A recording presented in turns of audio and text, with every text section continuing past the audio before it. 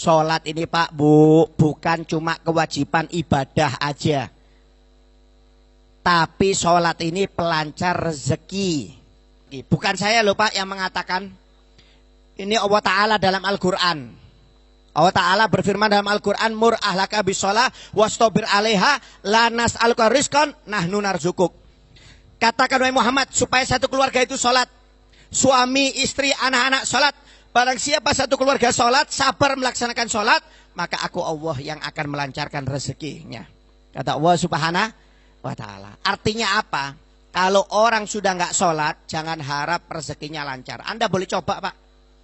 Rezeki itu Pak Bu ada dua Bu ya.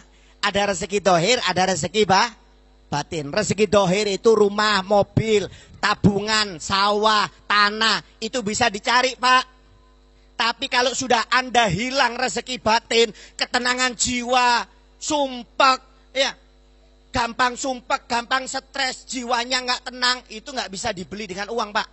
Maaf, kalau ada orang stres, ada orang sumpek, suruh pergi ke dokter. Dikasih pil apa? Penenang. Dikasih pil penenang, bangun stres lagi. Nggak bisa. Maaf, nggak bisa dicari dengan uang. Rezeki batin itu nggak bisa dicari. Nggak bisa dicari walaupun uangnya banyak, walaupun jabatannya tinggi. Anda pegang itu.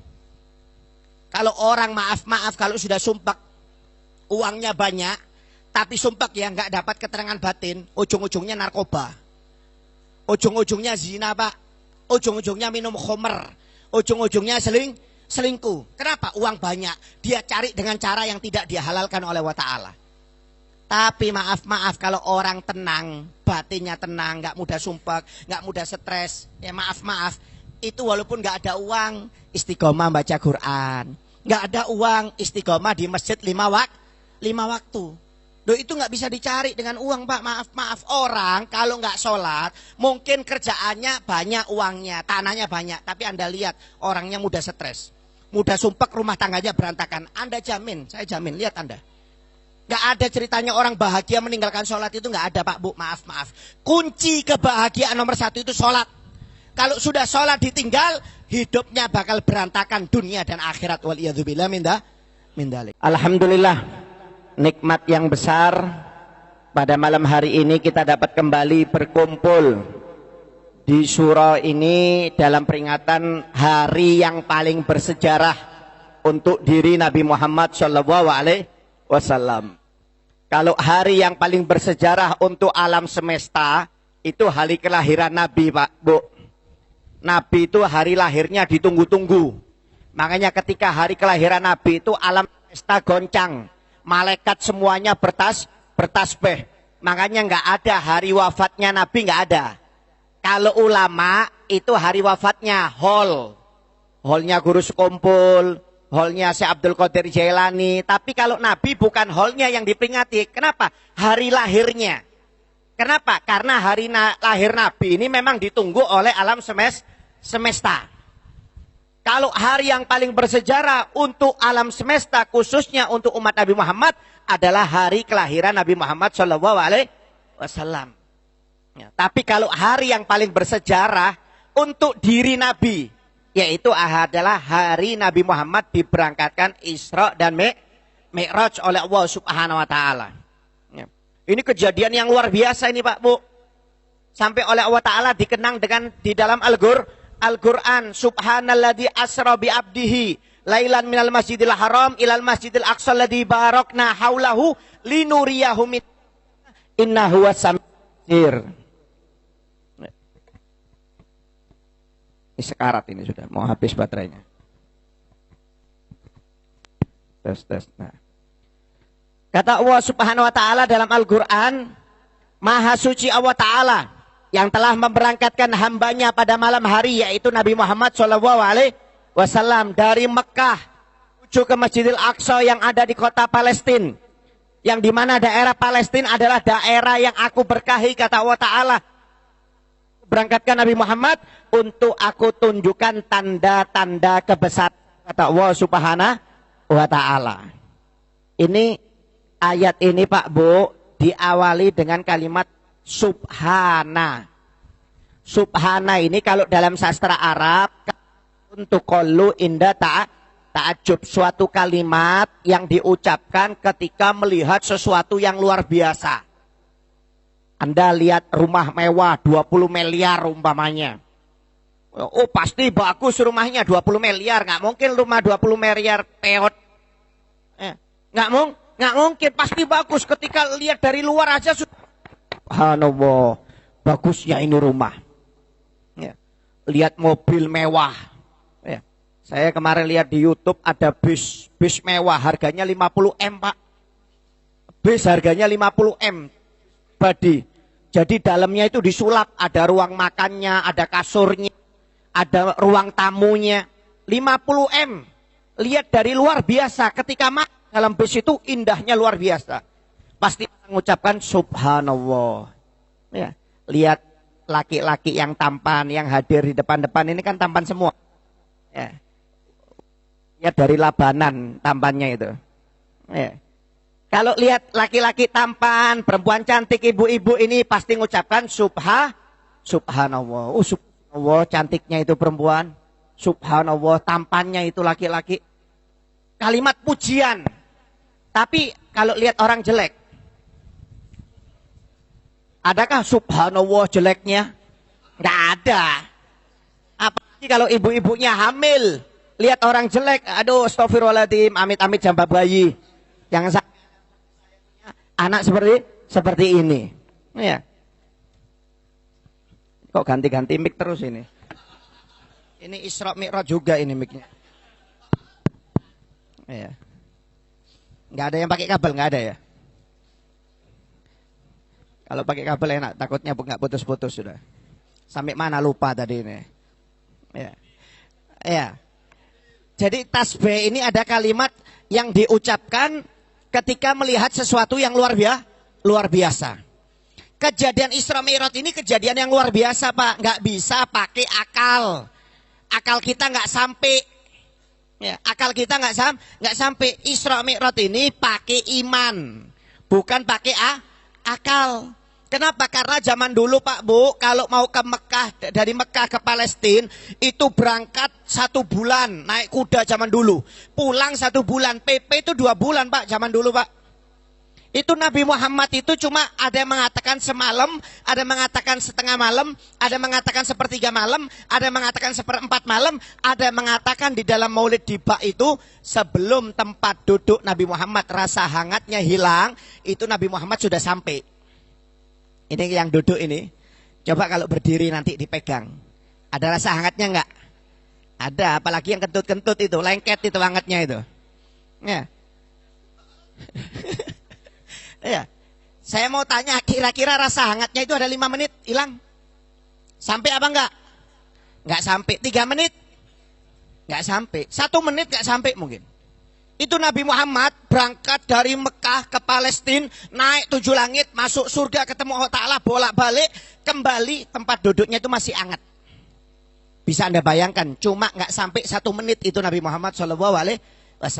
Makanya ini kejadian sampai diawali dengan kalimat subhana. Kenapa? Nggak sesuai dengan akal sehat logika manusia Pak. Orang kalau pakai akal nggak bisa nalar, nggak sehat. Ya. Nggak sehat, nggak diterima. Contoh saya, ya. Umpamanya saya ngomong, tadi saya jam 8 berangkat ke Surabaya. Ini setengah 9 baru sampai saya dari Surabaya. Kira-kira percaya nggak? Percaya apa nggak? Yang percaya lebih bodoh. Yang ngomong bodoh, yang percaya lebih bodoh.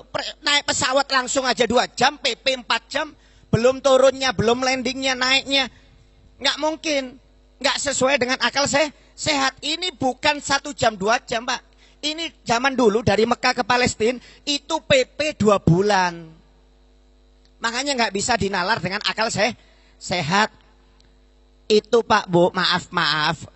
Orang kata Sayyidina Ali bin Abi Thalib, kalau mau menembus langit pertama, itu membutuhkan waktu 70.000 tahun. Ya. Orang kalau mau menembus langit pertama Pak, itu membutuhkan waktu 70.000 tahun.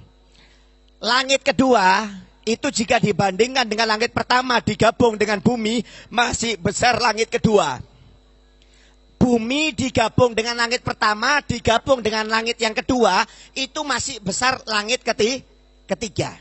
Bumi digabung dengan langit pertama, kedua, ketiga, digabung dijadikan satu, masih besar langit keempat. Begitu seterusnya sampai langit ketujuh. Orang kalau mau menembus langit pertama saja, itu membutuhkan waktu 70.000 tahun.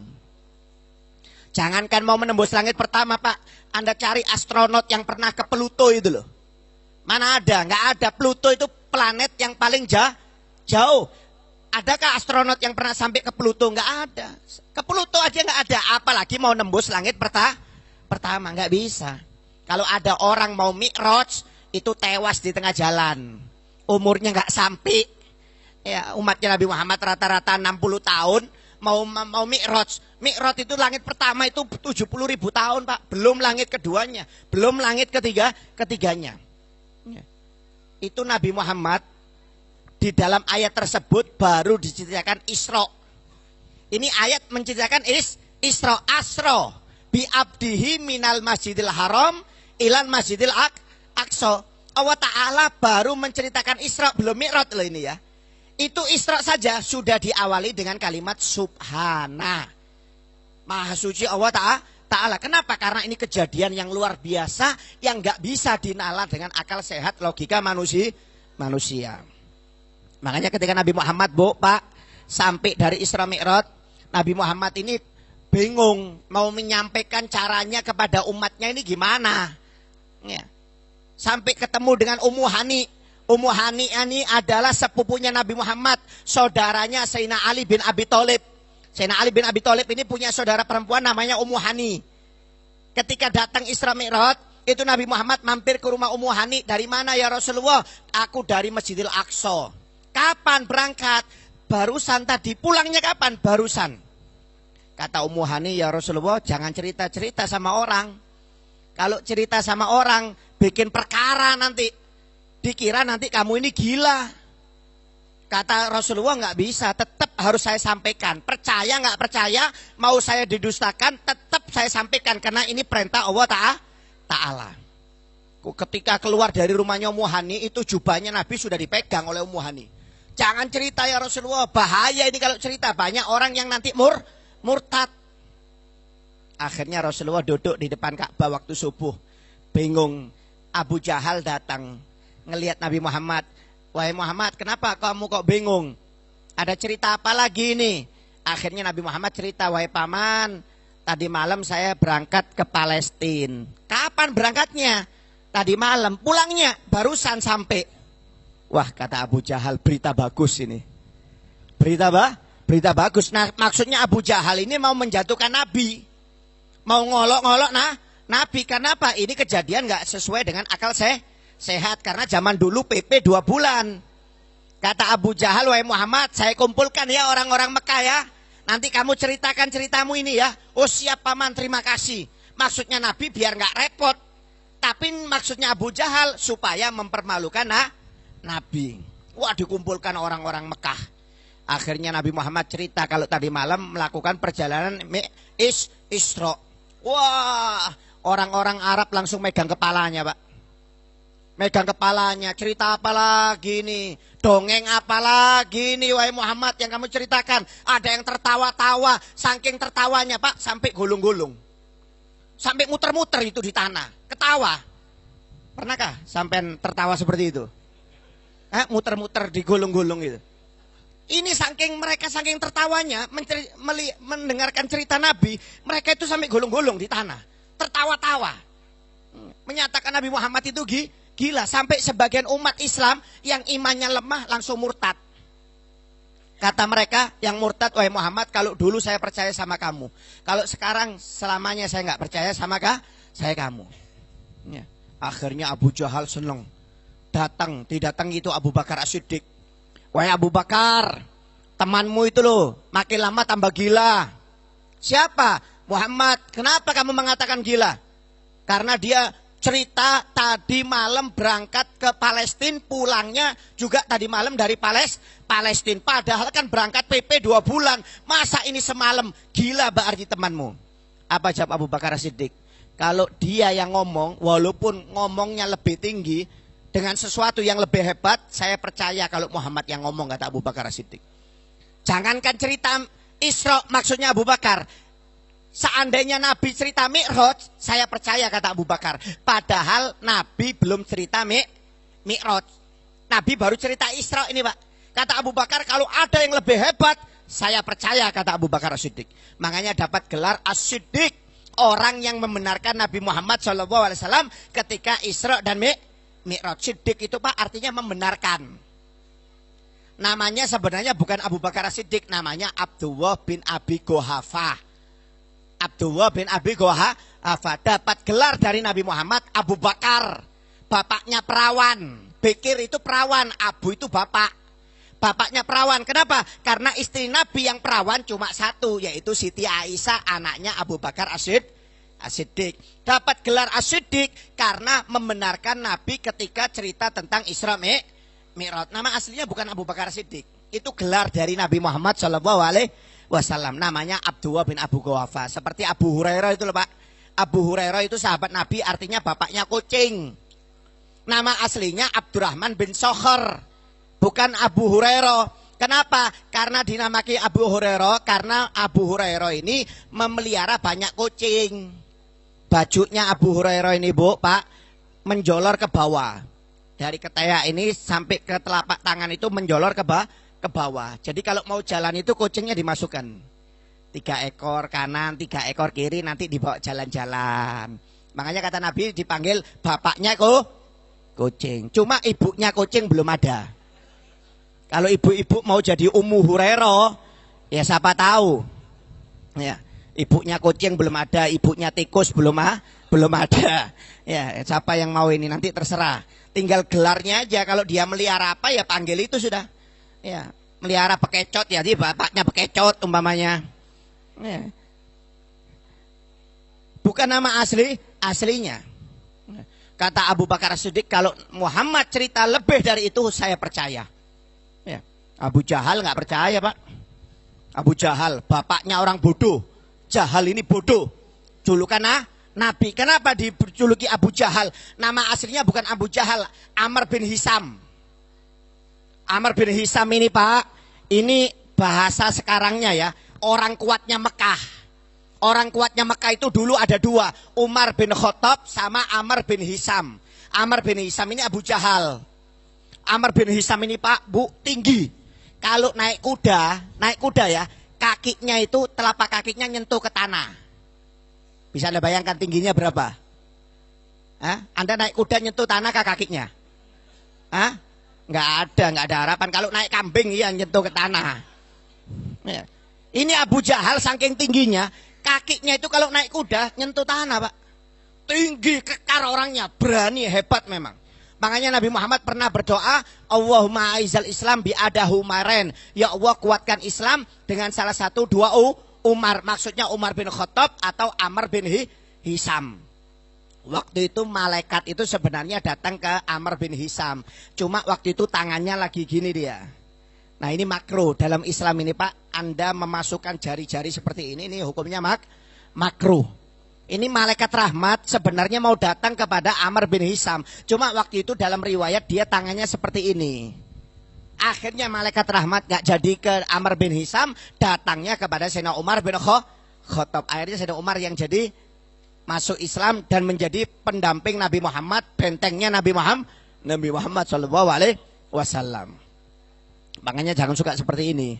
Ini makruh ini. Ini juga cara doanya orang non muslim. Jadi jangan suka memasukkan tangan seperti ini. Ini makruh, menjauhkan malaikat rahmat, kata para ulama. Akhirnya nggak dapat rahmat. Akhirnya karena sering melihat mukjizat Nabi nggak percaya. Akhirnya dinamakan Abu Jahal, bapaknya orang bodoh. Kenapa? Sudah lihat puluhan mukjizat Nabi, sudah melihat ratusan mukjizat Nabi, tapi tetap nggak beriman kepada Nabi Muhammad SAW. Nggak pernah beriman Abu Jahal itu. kerjaannya ngolok-ngolok Nabi. Ya sampai pernah Abu Jahal itu rapat dengan orang-orang kafir Quraisy pingin mencelakakan Nabi Muhammad. Ketika rapat, di tengah-tengah rapat iblis turun Pak, menjelma manusia. Ngasih pendapat, gimana wahai Amr bin Hisham, kalau kita bikin parit di depan pintu rumahmu, bikin galian berapa meter, nanti kita tutup dengan pelepah kurma, kasih pasir, nanti kita sebarkan berita, kalau kamu sakit, kamu kan pamannya Nabi, pamannya Muhammad, pasti Muhammad nyenguk kamu. Nanti kalau Muhammad masuk ke parit tersebut, lubang tersebut, langsung kita kubur hidup-hidup. Kata Abu Jahal, pendapat yang bagus. Ya setan, mana ada setan pendapatnya jelek. Kalau masalah kejelekan pasti bagus. Siap, terima. Akhirnya Abu Jahal bikin parit di depan rumahnya, bikin lubang. Ditutup dengan pelepah kurma, kasih pasir, nggak kelihatan. Sebarkan berita kalau Abu Jahal sakit. Dengar Abu Jahal sakit, berangkat Nabi nyenguk, walaupun kafir. Nabi itu polos orangnya, memang nggak pernah beda-bedakan. Ya, berangkat. Nggak taunya ketika sampai di pagar rumah Abu Jahal, malaikat Jibril turun. Wahai Muhammad, kamu diperintahkan pulang oleh Allah Ta'ala karena di depan itu ada parit yang ingin Abu Jahal menyelakai dirimu. Abu Jahal sudah ngintip Pak, Bu, dari jendela. Wah, kena perangkap sudah ini.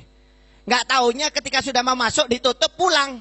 Kaget Abu Jahal. Loh, kok kembali? Nggak masuk, nggak jadi masuk. Abu Jahal ini mau manggil.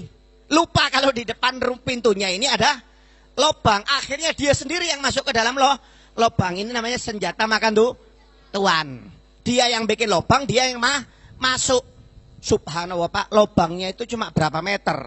Anggap 4 meter, tapi dikasih tali 10 meter itu nggak bisa. Nggak bisa diambil. Abu Jahal itu nggak bisa diambil. Kata Abu Jahal, tidak ada yang bisa nolong saya kecuali Muhammad. Cepat panggil Muhammad. Padahal yakin loh Pak. Tidak ada yang bisa nolong saya kecuali Muhammad. Panggil Muhammad. Walaupun 20 meter kamu nggak bisa nolong saya. Talinya nggak bakal sampai. Subhanallah. Datang orang kafir Quraisy kepada Nabi Muhammad. Datang Nabi Muhammad. Wahai paman, kenapa paman? Ya. Kenapa kamu paman? Iya minta tolong wahai Muhammad. Angkat aku dari sini. Apa balasannya kalau kamu saya bantu? Saya beriman kepadamu. Betul kamu beriman sama saya? Betul. Kata Abu Jahal.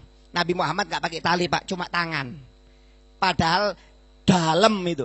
Nabi Muhammad pakai tangan. Seakan-akan buminya itu naik sendiri. Seakan-akan naik. Dipegang tangannya Abu Jahal, ditarik. Setelah ditarik oleh Nabi Muhammad, Abu Jahal membersihkan bajunya. Memang hebat sihirmu ini wahai Muhammad. Memang hebat. Nggak ada sihir seperti kamu ini. Makanya dapat julukan bapaknya orang bodoh. Sudah ngelihat mukjizat Nabi, malah nuduh Nabi jadi tukang sihir. Ini Abu Jahal ini seperti ini nih. Ini bahaya ini. Bahkan kata Nabi Muhammad, Fir'aun zamannya Nabi Musa dengan Fir'aun zamanku lebih berbahaya Fir'aun zamanku. Maksudnya Abu Jahal. Abu Jahal ini sombong Pak. Mau mati itu nggak mau manggil namanya Nabi Muhammad. Nggak mau manggil namanya Nabi Muhammad. Yang dipanggil itu Muhammad. Maaf, bukan namanya ya. Ketika mau meninggal sudah sekarat. Itu sahabat Abdul bin Mas'ud dipanggil oleh Abu Jahal ketika sekarat.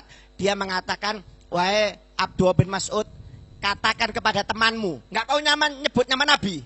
Nama Muhammad itu nggak mau, anti. Ya. Mau nyebut nama Muhammad itu nggak mau. Kirim salam sama temanmu bahwasanya dia musuhku dunia akhirat, kata Abu Jahal. Dia musuhku dunia akhirat. Mau mati loh ini Pak, mau sekarat. Itu masih mengatakan seperti itu. Fir'aun ketika sekarat dalam Al-Quran mengatakan amantu birabbi Musa wa Harun. Aku beriman kepada Tuhannya Musa dan Harun. Cuma nyawanya sudah sampai kerongkongan, terlambat. Fir'aun mengakui salah. Cuma ketika tobat nyawanya sudah sampai kerongkongan, terlambat, pintu tobat sudah ditutup. Ini Abu Jahal ketika mau mati nggak ngakui Nabi. Makanya kata Nabi, Fir'aun zaman Nabi Musa itu masih lebih baik daripada Fir'aun zamanku, yaitu Abu Jahal. Sombong Abu Jahal ini Pak. Sombongnya luar biasa. Waliyadzubillah min dzalik. Makanya banyak orang yang nggak percaya dengan kejadian Isra dan Mi'raj. Ya. Untung alhamdulillah kita nggak pernah ketemu Nabi, nggak pernah diceritakan Nabi langsung, tapi kita percaya Isra Mi'raj. Sebagian sahabat itu Pak, maaf ketika diceritakan oleh Nabi, mereka nggak percaya. Memang ujian kisah Isra Mi'raj ini ujian bagi orang yang beriman. Kalau nggak yakin, dia pakai akal, maka bisa murtad hukumnya. Makanya kejadian Isra dan Mi'raj ini bukan pakai akal tapi pakai iman. Kenapa? Akal kita nggak mampu Pak. Akal kita nggak mampu. Ya, jangankan mau maaf, akal mau bahas masalah perjalanan yang cepat. Kita ini lo mau bikin mobil, buat pesawat, akal kita nggak sampai. Akal kita nggak sampai. Saya kadang-kadang bingung, pesawat ini kok bisa terbang, dari mana terbangnya ini? Terus saya itu kadang-kadang bingung Pak. Lihat mobil bisa jalan, kok bisa orang menemukan mesin mobil bisa jalan, itu gimana? Akal saya nggak sampai. Apalagi kalau mau bahas Isra Mi'raj, tambah nggak sampai akal kita. Ya, karena orang itu sesuai akalnya, kapasitasnya beda-beda. Tapi kalau sudah masalah agama, akal ditaruh. Yang dikedepankan adalah iman. Karena kalau pakai akal, maka nggak mampu otak kita Pak. Hukumnya nanti ujung-ujungnya waliyadzubillah min dzalik bisa murtad. Kan orang zaman sekarang kan seperti itu. Wah, masa hukum agama seperti itu? Wah, masa hukum agama seperti itu? Ini bisa murtad ini Pak. Kenapa? Karena dia pakai akal. Karena pakai akal, bukan pakai iman. Hukum itu kan sudah diatur oleh Allah Ta'ala. Hukumnya bunuh, dibunuh. Ya, hukumnya ini seperti ini. Hukumnya mencuri, dipotong. Itu sudah ada hukumnya. Masa hukumnya seperti ini? Masa hukumnya seperti ini? Bisa murtad. Waliyadzubillah min dzalik. Makanya maaf Pak Bu, hikmahnya juga kejadian Isra dan Mi'raj ini mengajarkan kita ini untuk menguatkan iman. Jangan pakai perasaan, jangan pakai nafsu, jangan pakai akal. Kenapa? Nggak mampu otak kita Pak Bu, maaf. Sampai ada seorang sahabat Pak Bu, ya, datang kepada Nabi Muhammad minta hukum, tanya suatu permasalahan, dijawab hukumnya oleh Nabi. Sahabat ini mengatakan, ya Rasulullah, jawabannya kurang pas. Padahal Nabi yang jawab loh Pak, jawabannya kurang pas. Duh, kata Nabi, jadi jawabanku ini kurang pas. Iya ya Rasulullah, kurang pas, nggak srek di hati. Ini kan banyak bapak-bapak, ibu-ibu ini, masa hukum, nggak srek saya hukumnya. Emang kamu yang bikin hukum? Ini yang bikin hukum ini Allah Ta'ala. Jangan pakai nggak srek. Ya, nggak srek nanti nyungsep terakhir kamu ya. Nggak srek saya Rasulullah. Ya sudah, kalau kamu nggak srek, yang bisa jawab menantu saya, Sayyidina Ali bin Abi Thalib. Kata Rasulullah, wahai Umar, tolong ini antar sahabat ke rumah menantu saya Ali bin Abi Thalib untuk bisa menjawab pertanyaannya. Oh siap ya Rasulullah, diantar oleh Sayyidina Umar ke rumahnya Sayyidina Ali. Sampai dari rumahnya Sayyidina Ali ditanya oleh Sayyidina Ali, ada perlu apa? Oh tadi saya dari Rasulullah wahai Sayyidina Ali. Saya tanya suatu permasalahan. Kemudian dijawab oleh Nabi seperti ini. Duh, kan sudah dijawab. Iya tapi kurang srek hati saya. Duh, terus gimana? Kata Nabi yang bisa menjawab kamu. Nabi nggak bisa jawab karena perjawaban Nabi itu kurang srek di hati saya. Kata Nabi yang srek, yang bisa jawab itu cuma kamu. Oh iya ya, tunggu sebentar ya. Saya kasih jawabannya ya. Ya, masuk ke dalam ambil pedang Pak Sayyidina Ali. Ambil pedang langsung dipenggal. Del kepalanya itu orang. Sayyidina Umar langsung kaget. Loh, Ali, kamu suruh jawab, bukan suruh bunuh. Ya ini jawabannya. Ini jawabannya, kalau orang sudah dikasih hukum, ngomong gak srek, itu murtad, halal untuk dibunuh, gak apa-apa kata Sayyidina Ali bin Abi Thalib. Sayyidina Umar gemetar Pak, berangkat ke rumah Nabi Muhammad, lapor, ya Rasulullah, orang itu dipenggal oleh Sayyidina Ali bin Abi Thalib. Rasulullah cuma diem, sambil aja senyum, maksudnya betul, gak apa-apa, orang itu halal dibunuh, kata Nabi Muhammad SAW. Hati-hati Anda, makanya kalau ada orang gak srek-srek, langsung penggal aja sudah. Macem-macem, nggak srek. Ya. Tapi habis menggal masuk penjara sampean nanti. Ya. Ini zaman Nabi, jangan ikut-ikutan. Ada Nabi hukum. Ya. Jangan dikit-dikit nggak srek, dikit-dikit nggak srek, nggak bisa Pak. Hukum itu memang maaf sesuai, harus dengan iman, nggak bisa dengan akal, nggak bisa dengan hati, nggak bisa Pak. Nggak bisa hukum seperti itu, nggak bisa. Ya. Ini kejadian Isra Mi'raj ini mengajarkan kepada kita supaya akal kita ini ditaruh dulu.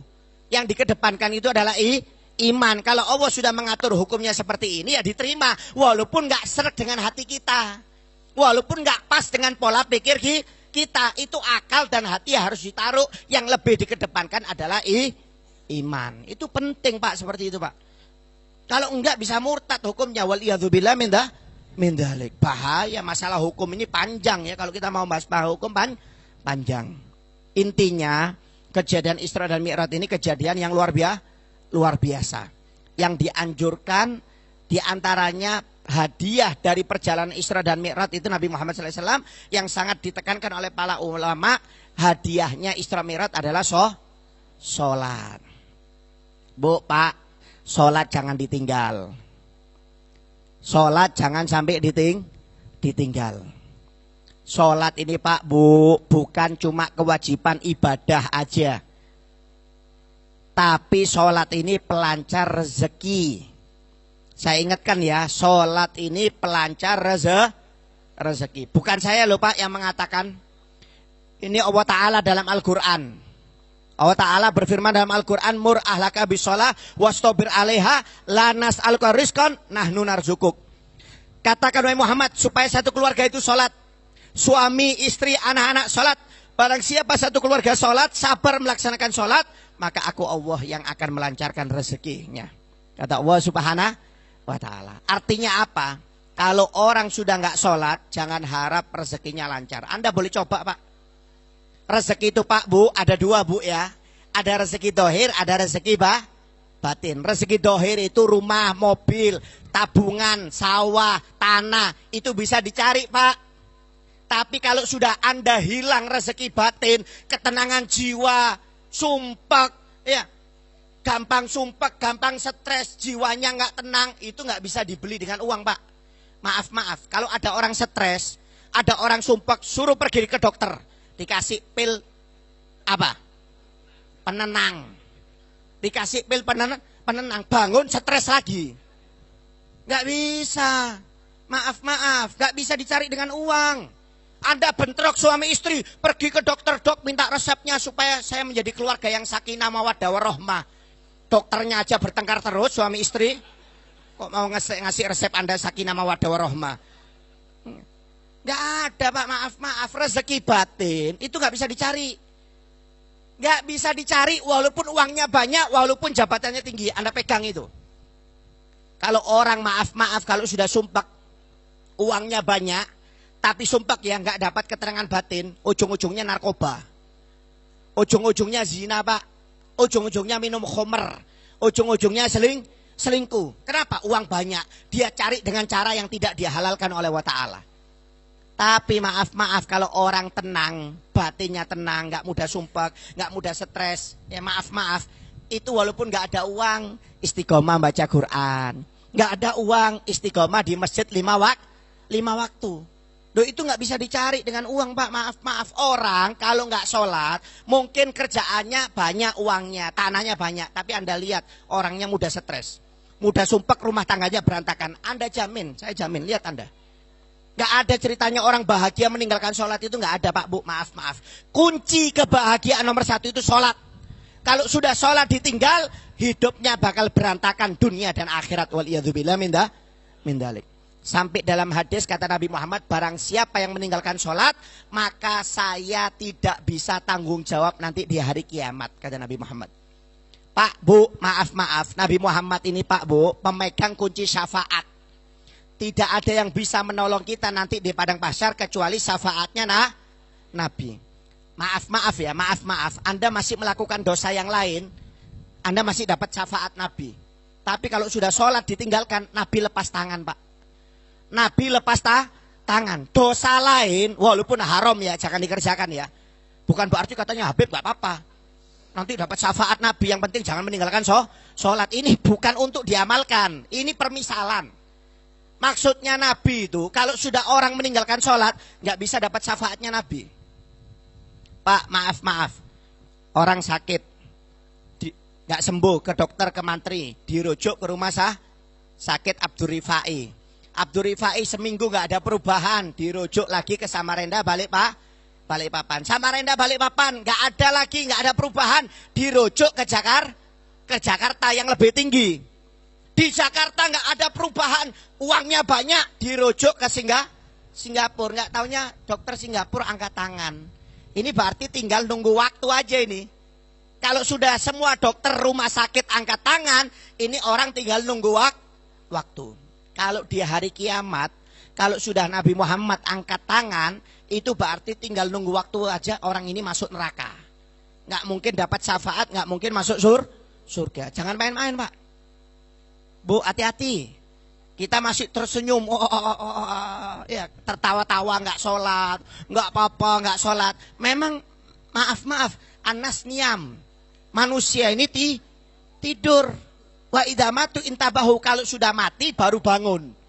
Pak, Bu, kita ini tidur, Pak. Anda sholat nggak kelihatan pahalanya, Anda sedekah nggak kelihatan pahalanya, Anda hadir pengajian nggak kelihatan pahalanya. Nanti kalau nyawa sudah sampai kerongkongan, dicabut oleh malaikat Israel, itu ditunjukkan pahala sholatnya, sedekahnya, puasanya, ditunjukkan tempatnya di surga. Makanya orang meninggal kadang-kadang senyum. Kenapa? Karena melihat tempatnya di surga. Tapi kalau kita meninggalkan sholat masih senyum, meninggalkan puasa masih senyum. Kenapa? Nggak kelihatan. Nanti kalau sudah sampai nyawanya ditarik oleh malaikat sampai kerongkongan, dilihatkan dosa meninggalkan sholat, dosa meninggalkan puasa, dosanya bermaksiat. Dan pada waktu itu ketika dia menangis, pintu tobat sudah ditutup oleh Allah Subhanahu wa Ta'ala. Hati-hati, jangan tertipu dengan dunia. Kerja silahkan, tapi berapa banyak orang yang kerja sampai lupa sholat. Kata Nabi Muhammad, nanti di akhir zaman umatku itu, kata malaikat Jibril, lebih mementingkan dunia dan dinar daripada sholat. Pak, Bu, maaf, Anda ini yang kerja di kantor, pernahkah datang terlambat? Nggak berani. Kalau datang terlambat takut dipecat. Dipecat. Tapi kalau sholat subuh setiap hari jam 9 nggak pernah bingung. Bingung. Tapi kalau masuk kantor jangan sampai terlambat. Berangkat ke perusahaan batu bara, subuh jam 3 sudah bangun sampai nggak sholat di bis. Loh, lebih mementingkan dinar, lebih mementingkan dunia daripada sholat. Akan datang itu suatu zaman umatku seperti itu, kata Nabi Muhammad SAW. Kalau dunia takut kehilangan, pekerjaan takut kehilangan, kalau sholat hilang, nggak pernah bingung mereka. Waliyadzubillah min dalik. Berapa banyak itu, Pak? Orang sebelum subuh berangkat ke perusahaan, nggak ada yang sholat. Sampai perusahaan sudah jam 6. Nggak bingung. Nggak diatur oleh perusahaannya, manajernya supaya mampir ke masjid untuk sholat subuh. Nggak bingung, yang penting kerja. Sholat nggak sholat bukan urusan perusahaan. Waliyadzubillah min dalik. Ini sudah zamannya ini, Pak, Bu, hati-hati. Orang yang kerja seperti ini nggak bakal barokah rezekinya. Nggak bakal barokah. Walaupun gajinya 5 juta, gajinya 7 juta, nggak bakal barokah. Demi Allah nggak bakal barokah. Hati-hati, jangan tertipu Anda dengan dunia. Sholat ini ngelancarkan rezeki, Pak. Jangan dibikin main-main. Saya ini, Pak, Bu, maaf. Banyak sebagian orang itu datang ngomongi masalah problem ekonomi atau rumah tangganya. Saya tanya, kadang-kadang kebanyakan mereka itu saya tanya, nomor 1 sholat apa enggak? Rata-rata enggak ada yang sholat, Pak. Enggak ada yang sholat. Terus minta problemnya diangkat, ya makan itu problem. Orang kalau enggak sholat problemnya pasti banyak, enggak mungkin enggak, Pak. Kalau orang sholat itu memang ada problem juga. Cuma problemnya itu untuk ngangkat derajatnya. Nabi Muhammad punya problem. Walaupun Nabi Muhammad sholat, tapi fungsinya untuk ngangkat derajat Nabi. Kalau ada orang sholat kok masih dapat problem, itu fungsinya ngangkat derajatnya. Karena Allah cinta. Tapi kalau ada orang nggak sholat, maksiat, punya problem, itu karena dosanya, Pak. Jangan oh itu sholat kok dapat problem, itu fungsinya ngangkat derajat. Karena Allah cinta. Kalau ada orang maksiat dapat problem, karena itu maksiatnya. Jadi jangan disamakan. Ya. Oleh karena itu jangan sampai meninggalkan sholat. Maaf. Ya. Mumpung kita masih dikasih nyawa oleh Allah Ta'ala. Ya. Pak, Bu, maaf loh ya. Anda jangan dikira uang banyak itu bisa tenang, nggak ada. Kita hidup di dunia ini Pak, nggak mungkin bisa tenang. Kalau ada orang hidup di dunia, pingin hidup bahagia, pingin hidup tenang, mustahil. Saya kasih tahu ya, mustahil. Nggak ada Pak. Orang hidup di dunia itu punya problem. Nanti dari istrinya problemnya, dari suaminya, dari mertuanya, dari menantunya, dari ipernya, dari anaknya, dari tetangganya, dari kawan kerjanya, dari kesehatannya, dari ekonominya. Adanya problem itu muter tiap hari. Muter Pak, problem di dunia itu enggak. Anda ini kalau pengen hidup bahagia enggak bisa di dunia Pak, Bu. Enggak bisa. Makanya malaikat Jibril pernah ditanya oleh Nabi Muhammad, wahai Jibril, pernahkah kamu tertawa? Pernah ya Rasulullah. Kapan? Ketika aku melihat orang yang berdoa untuk diberi kebahagiaan dan ketenangan di dunia. Saya tertawa. Karena apa? Di dunia nggak ada kebahagiaan dan ketenangan. Nggak ada Pak, Bu. Wah, saya pingin kerja banyak, uangnya banyak, supaya hidupnya bahagia, supaya sukses, supaya hatinya tenang. Nggak ada. Uang tambah banyak, problem tambah banyak Anda. Ya, sudah uangnya banyak, nanti dimintai orang nggak keluar, diolok-olok, kaya, pelit, mati aja. Ya. Diolok-olok, nggak ada orang suka Pak, Bu, maaf tambah problem. Ya. Nggak ada. Anda kalau pengen tenang Pak, kata Nabi Muhammad itu cuma satu. Al-maut rohatul mu'min. Kematian itu adalah ketenangan bagi orang mukmin. Jadi kalau ada orang saya pingin bahagia, pingin tenang, suruh mati dulu. Suruh mati. Kalau mati insya Allah tenang. Yang penting amalnya bagus. Kalau masih ahli maksiat, jangan minta mati. Jadi bubur di kuburan airnya. Ya. Nggak ada orang minta tenang itu nggak ada Pak. Ketenangan di dunia ini Pak, maaf, cuma satu. Cuma satu, maaf, bukan dari uang, bukan dari jabatan. Kata Allah Ta'ala dalam Al-Quran, ala bidzikrillahi tatmainul qulub. Cuma satu Pak.